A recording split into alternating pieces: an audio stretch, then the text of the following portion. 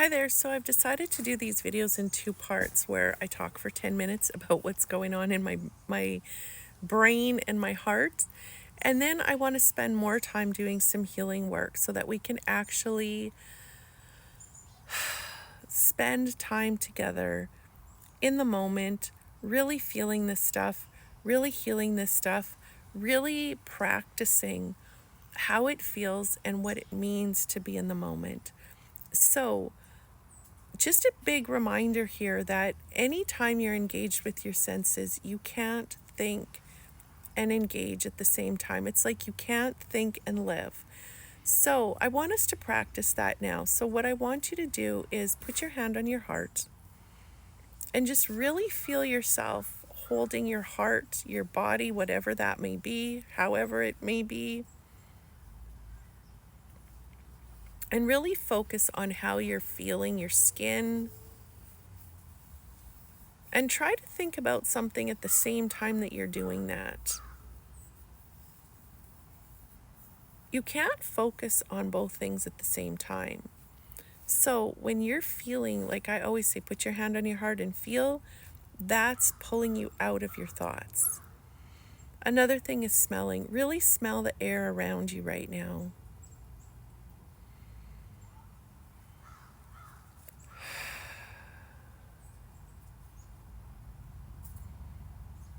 If you're smelling the air, you can't think and really smell at the same time.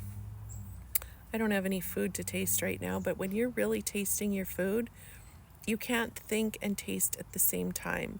When you're really noticing like how beautiful the trees are and just taking it all in, you can't think and notice the beauty at the same time. If you're listening to the birds, you can't listen and think at the same time. This is why when I do my meditations every day, I use music because music pulls me into this space where I'm just listening. And there's this beautiful channel on YouTube. I can't even remember what it's called, but it's like this shamanic, beautiful, incredible tribal music. Holy shit, I've been listening to that every single day and it's so beautiful. So choose what works for you and do it over and over and over, because I'm telling you, if you're not spending at least an hour a day in the moment, you're really not honoring yourself. Like, and I'm not trying to say that to make you feel bad, but I'm trying to say, like, how important are you? And really start to prove that to yourself by doing the things that you love and loving the things that you do. And really truly getting creative. Like, we want to play and laugh and sing and dance. Like, there are just so many ways to enjoy the moment. There are so many ways to be still in this moment.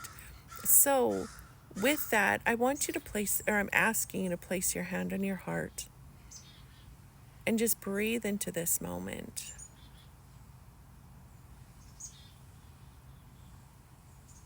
And just pay attention to your heart. Imagine your heart showing up in your mind's eye, where you just visualize this big, beautiful heart. It's probably not going to look like the organ itself because the organ itself is not super pretty. But just imagine this beautiful heart showing up and see this heart showing up in this gorgeous field.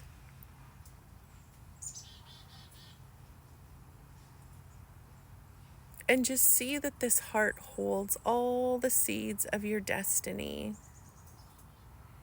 There are blessings and there are burdens. And if you saw this heart showing up, kind of standing up, just allow it now to gently fall down. So it just becomes this massive, beautiful area where it becomes this incredible garden.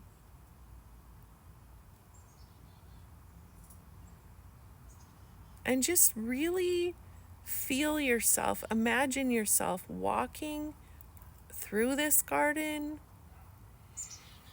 walking around this garden, And just knowing that these seeds have been planted long before you arrived.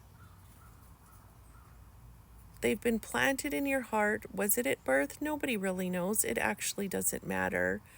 But the seeds have been planted. So there are burdens that have been planted.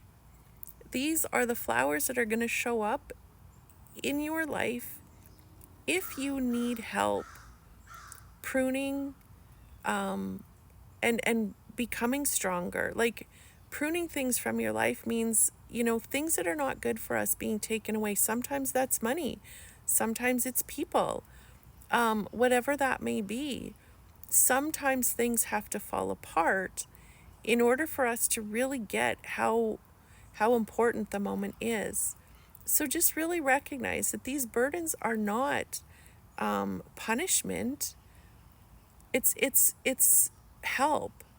I am so grateful for every cancer that I've gone through. I'm so grateful for every challenge that has shown up in my life, because every single one has brought me to this place where I'm so fucking humble and so fucking grateful. And this is the person that I want to be moving forward in my life. So just really see that and just look back on your life in gratitude. And we're not always going to get to the place where we're feeling fully grateful for some of the shit that happens. But I'm telling you, that's what forgiveness is. For I give myself peace. So you get to choose if you're still angry about it or not. But what I'm here to share is, when we're starting to feel resentful or regretful, or we're going to start to worry or want, or we're starting to, focus on the out there, well, that's when we get to ask ourselves, why am I doing this? Like, what is this getting me? And what is this? How is this hurting and harming me? How is me focusing on that? This is just like the story in the Bible, the Garden of Eden.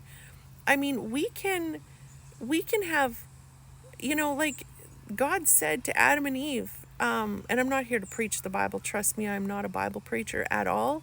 But I've always loved the story where God said, you can eat from any tree in the garden. You can have anything that you want. You can live free, like free from shame, and you can have everything provided for you. The only thing I don't want you to do over here is eat from this tree, the tree of the knowledge of good and evil.